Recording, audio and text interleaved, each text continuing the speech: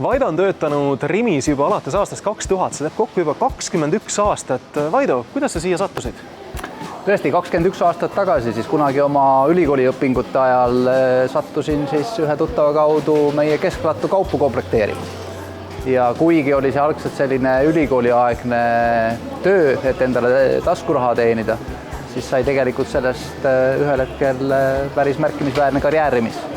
Peale seda laotöötaja karjääri sai päris palju mitmeid ameteid proovitud veel laos, vahetuse vanemana. Ühel hetkel leidsin ennast siis juba lao juhataja ametist. Mingi hetk sai siis ka Rimi tarneahelat juhitud, et see minu karjääri algus oli hästi palju logistikas ja kaupade liikumises. Siis ma mingi aeg töötasin ostuosakonnas, mõeldes siis selle sortimendi peale, mida klientidele pakkuda. Mingi aeg töötasin ka tegelikult Riias, siis meie ema ettevõttes. Ja läbi selle on see kogemus saanud päris rikkalik. Mis oli sinu edu võti, et mis sind nii kiiresti edasi aitas ja võimsalt? Ma olen ise ka selle peale päris mõelnud ja tegelikult on ka päris mitu korda küsitud ja ma arvan, et nagu alati on see mitmete asjade kokkulangemine. Ühelt poolt ma arvan, et ma olin piisavalt töökas ja tõesti ihkasin edasi liikuda päris kiirete sammudega, et see kindlasti aitas. Teisalt selle 21 aasta jooksul on tegelikult olnud neid muudatusi suures organisatsioonis, ettevõtete liitmisi, ka inimeste liikumisi, mis on tegelikult avanud päris palju võimalusi. Ja ma olen enda jaoks selle mõelnud nii, et kui need võimalused on tekkinud, ma proovin ära, ma võtan sellest kinni ja eks siis näha ole, kas ma õnnestun või mitte. Praegu tundub, et on olnud päris huvitav ja edukas karjäär. Siin kirjeldatakse ka kui väga head juhti ja sa ei karda ka ise käsi külge panna. Ma tean, et sa oled siin isegi jõulude ajal kassas olnud ja laos töötanud ja muud ka teinud. Kuidas nii? Ma arvan, et iga juht tegelikult peab mõtlema selle peale, et sa ei kaota ära seda tunnetust selle päris elu järgi. Ja see on olnud ka üks minu põhimõte. Ma olen tegelikult kõiki neid ameteid siin kaupluses ja meie kesklaos ja ka meie värskes e-poes proovinud kullerina kaupa koju vedades. Et see annab endale tunnetuse, kuidas tegelikult siis reaalne elu meie äris toimib. Teistpidi ma olen alati sellise isikliku eeskuju usku, et ma arvan, et juht peab olema eeskujuks ja isiklik eeskuju on see viis, kuidas seda ka teistele oma kolleegidele siis edasi anda. Ja kolmandaks, need on need kõige kiiremad ajad, jõulud meie kauplustes. Ma arvan, et kontor ja meie juhid peame tulema ka appi selleks siia, et me lõpuks kõik koos siis õnnestuksime. Ja ka Rimi ei ole ainult ju need kassapidajad ja laotöötajad, keda me näeme siin võib-olla ka liikumas, et mis siin telgitagustes toimub, mis siia veel kuulub? Selleks, et tegelikult siis see kogu suur masinavärk, et meie kliendina saaksime selle toote siis riiulist kätte, selle taga on ju tegelikult tohutu logistikaoperatsioon, et need kaubad liiguvad läbi keskladude, seal on logistikameeskond, kes juhib siis kõike seda.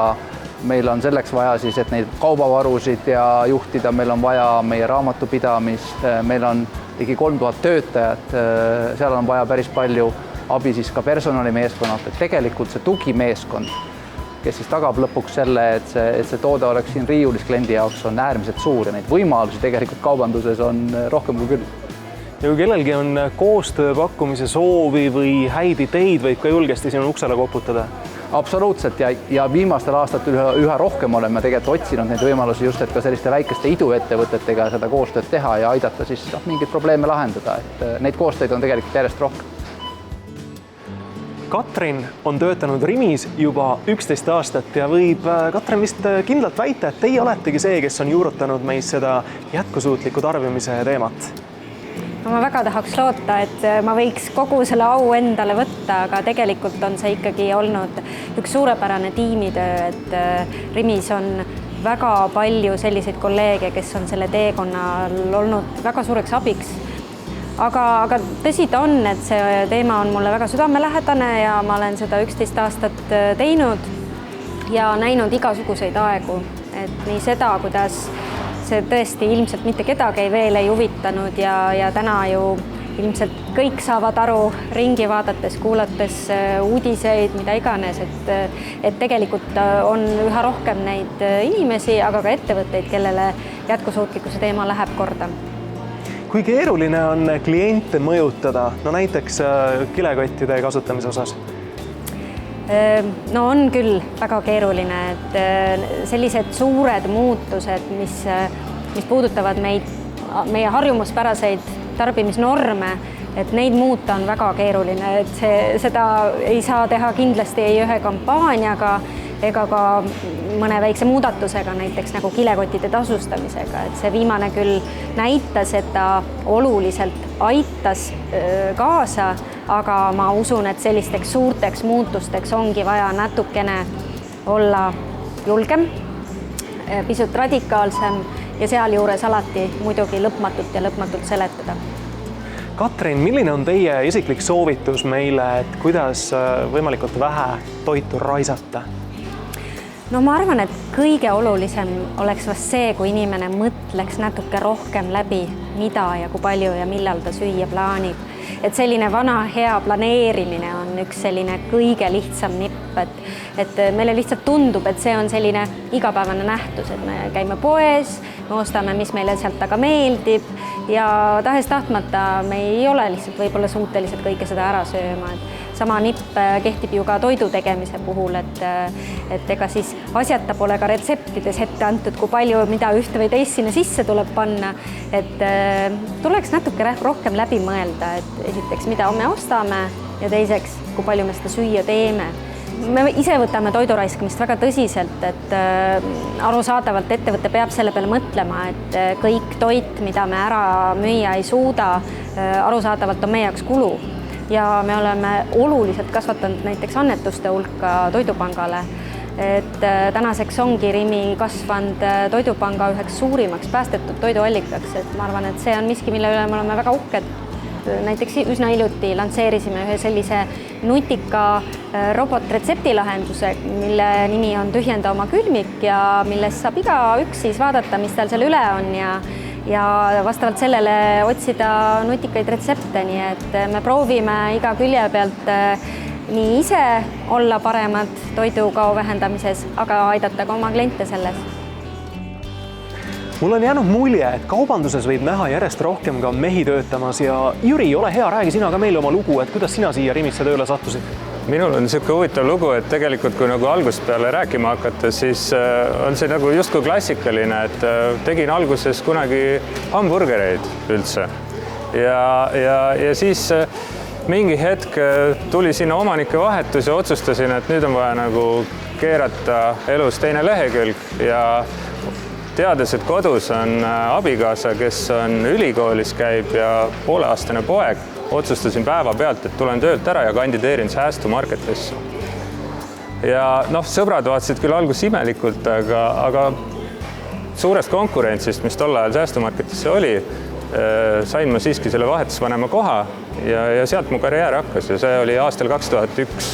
Nii et tegelikult Rimis ma olen olnud üle 20 aasta ja sealt vaikselt siis otsustasin hakata oma karjääri ehitama, kuna ma tegelikult loomu poolest ei ole suur akadeemik, ehk mulle ei meeldi traditsiooniliselt õppida, siis ma õppisin töö käigus. Üle 20 aasta, et sa oled töötanud juba väga pikalt. Miks on põnev kaubanduses töötada? Miks sa siia nii pikalt oled pidama jäänud? Rimi on pidevalt ajas arenenud. Aina uusi põnevaid lahendusi tuleb ja kui ma alustasin vahetusvanemana, siis ma tegelikult üsna pea jäin juhatajale silma ja ta hakkas must vormima juhatajat, ehk ta kasvatas omale järelkasvu ja ta isegi oli 1 aasta kauem tööl, et mina saaksin õppida. Ja siis ma võtsingi tema töö üle ja kuna mulle pakkus huvi kõik praktiline ja uus, siis varsti 6 aasta pärast ma juba sain tulla kontorisse tööle ja tegeleda samamoodi kauplustega edasi, et alustasin regioonijuhina tööd ja täna ma olen ka regioonijuht, nüüd käinud läbi erinevatest formaatidest ja erinevate juhtide all ja hästi-hästi põnev on nagu, et iga juht on andnud mulle midagi uut. Kas on lootust, et me võime tulevikus ka rohkem mehi kaubanduses näha?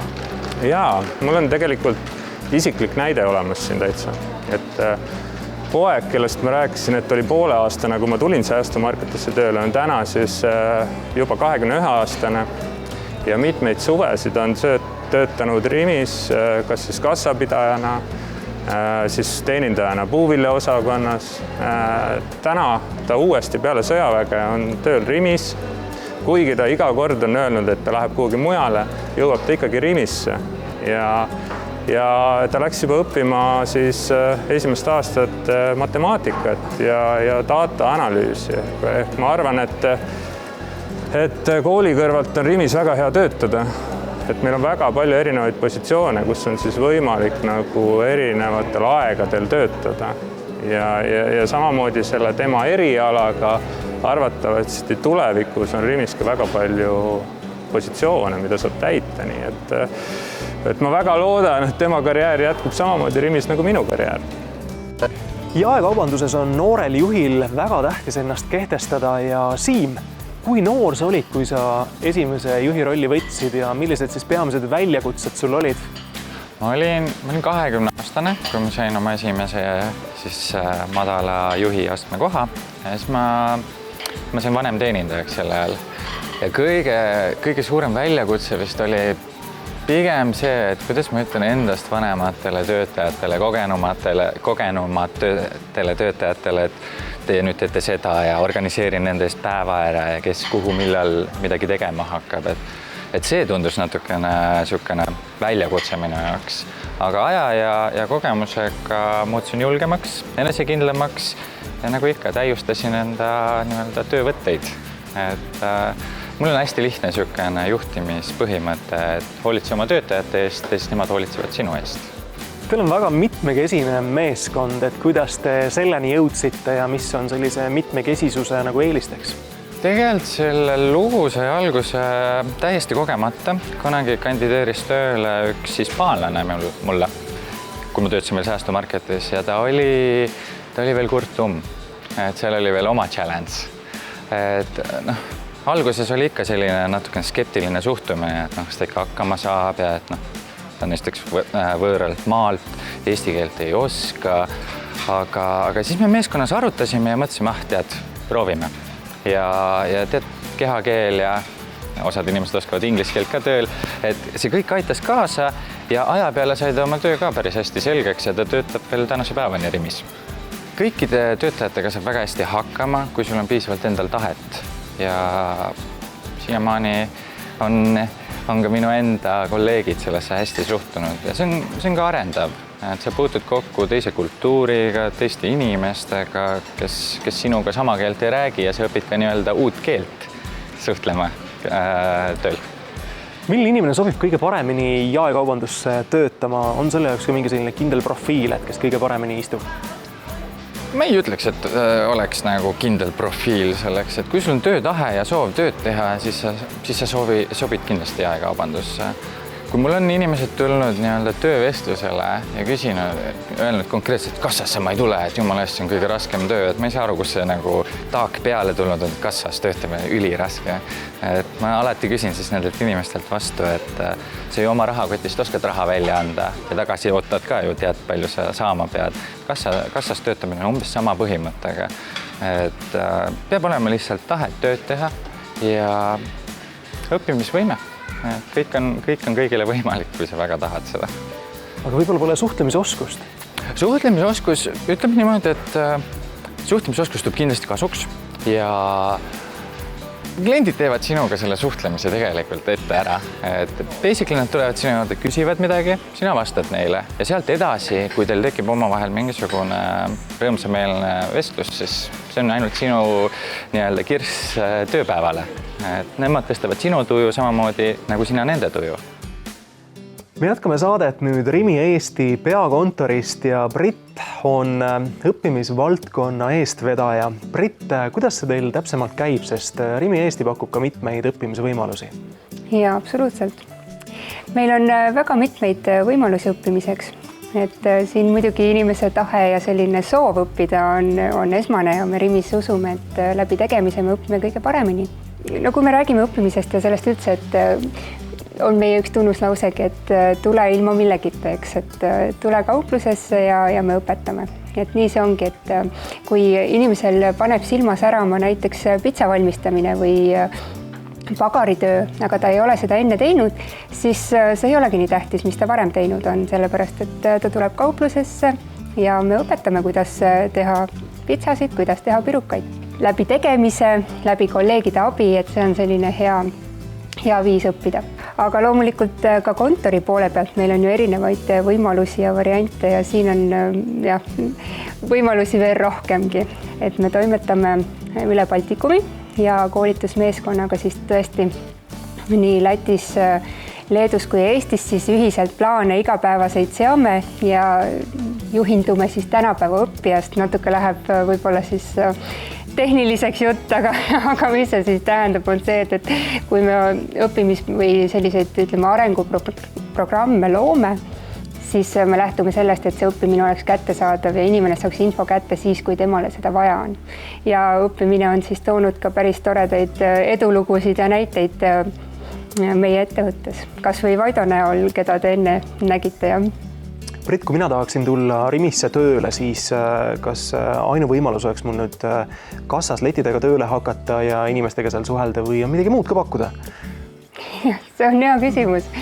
Samas, mis saab iga kassas olla, sa saad inimestega suhelda, mõnusalt aega veeta, eks, aga tõepoolest meie maailm on päris lai siin tagapoole peal ka, et mitte ainult kassa ei ole see, kuhu saab tööle minna. Meil on Rimi Eestis ligikaudu 2700 inimest tööl ja positsioone on väga palju siis.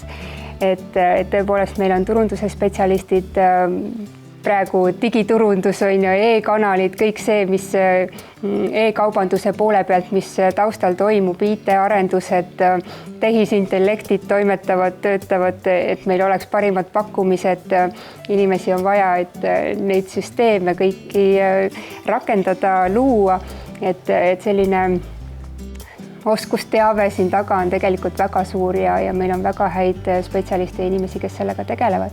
Aga no samas ka finantsalal, eks, on kolleegid, juristid, andmekaitse, väga paljud teemad tegelikult, mida siis kontori pool katab ja loomulikult siis ka näiteks ostuosakond, mis on väga põnev maailm. Ja kui palju meil on kolleege, väärt kolleege, kellel on hästi palju sellist huvitavat spetsiifilist oskust ja teavet, millega nad siis iga päev Rimi töösse panustavad.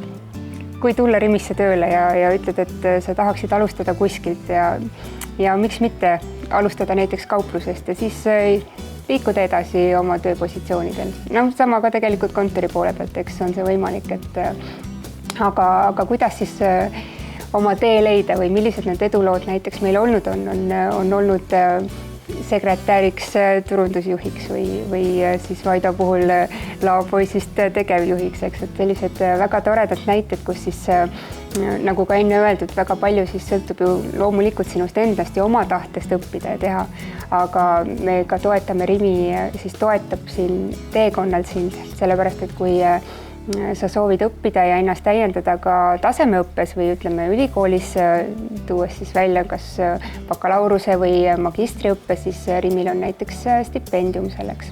Ja sa saad siis taotleda stipendiumi, kui see läheb kokku sinu kas töövaldkonnaga või karjääripüüdlustega, siis toetame sind sinu õpingutes ja on sul võimalik ka läbi selle siis ennast arendada ja leida oma tee sinna, kuhu sa soovid siis toimetama minna ja asuda. Nii et Brit, teie uks on alati avatud ja kui on huvilisi, siis alati võib tulla ja küsida lisaõpet. No absoluutselt. Lisaõpet, see on, kõlab huvitavalt jah. Et pigem ma näen tõesti seda, et kui inimene tuleb, tal on tahe, ta soovib teha, siis meie toetame ja leiame siis need lahendused, et asjad saavad selgeks ja töö siis kenasti tehtud, et see on see. Tuleb välja, et Rimi on ka paik, kus inimesed saavad kokku ja Krista, Rimis töötab väga palju inimesi. Kas kunagi on juhtunud ka seda, et siit leitakse näiteks endale kaaslane terveks eluks? Ja ikka, selles mõttes, et Rimi pere on ju suur ja maailmavaated paljudel inimestel klapivad. Et enamus ajast me ju tegelikult veedame töö juures. Et kindlasti on seda juhtunud. Mul enda kaupluses on 3 toredat noort perekonda juba, kellel on juba väike pere, kes on üksteist leidnud Rimist, aga mitte ainult kaaslast ei leia Rimist, aga tegelikult võib ju leida ka häid sõpru ja kes võivad siis jääda kogu eluks sulle, eks. Ise leidsin samamoodi Rimisse tulles sõbra omale ja oleme tänaseni suured sõbrad. Teie juures töötavadki inimesed, kes kasutavad oma igapäevaelus kõnelemiseks viipekeelt ja liikumiseks ratastooli. Et kuidas te selle teemani jõudsite? ja Rimi on andnud väga paljudele erivajadustega inimestele võimaluse tööd teha. Et meil on väga palju Rimis ka kuulmispuudega inimesi. Tänu nendele me õppisime ka viipekeelt ise juhtidega, et rohkem lähedaseks saada nendega ja paremaid töötulemusi siis. Meil on tööl ka liikumispuudega inimesed, kellel on Rimi võimaldanud siis kassas eraldi spetsiaalselt tehtud kohe nende jaoks ratastooli kohad. Siis oleme võimaldanud nendele esimesel korrusele kohe puhkeruumi, et ei peaks treppe kasutama. Nii et võimalusi on päris palju avanenud nende jaoks. Kuidas need töölised teisi inimesi mõjutavad, et mõjuvad kindlasti motiveerivalt? Jaa, kindlasti meeskond on palju tolerantsem selles mõttes, et ja palju rohkem motiveeritud, et üldse mitte ainult kuulmispuudega, vaid erivajadustega inimesed on tegelikult andnud meile väga palju mõtlemisainet endale meile. Et tegelikult ei ole must ja valge, vaid on ka värviline seal vahepeal. Rimi on rõhutanud ka seda, et vanus ei loe, eks ole. Et järelikult võib teie juurde tööle tulla ka selliseid elukogenumaid inimesi. Ja muidugi, selles mõttes, et tänane 70-aastane eakam inimene on tegelikult nagu vanasti oli meil 50-aastane inimene. Rimis saavad tööd paljud. Mitte ainult eakad, vaid ka noored. Noored on siis kaapapaigutajad ja vanemad inimesed saavad siis tööd ka kassas, kus on siis rahulikum natukene ja saavad seal ka oma suhtluse taseme siis kätte, mis nad päeva jooksul vajavad. Rimis vanus ei loe, kõik on meile oodatud tööle tulema. Nii et tuleb ise aktiivne olla ja härjal sarvist haarata. Täpselt nii. Tere tulemast Rimisse kõigile.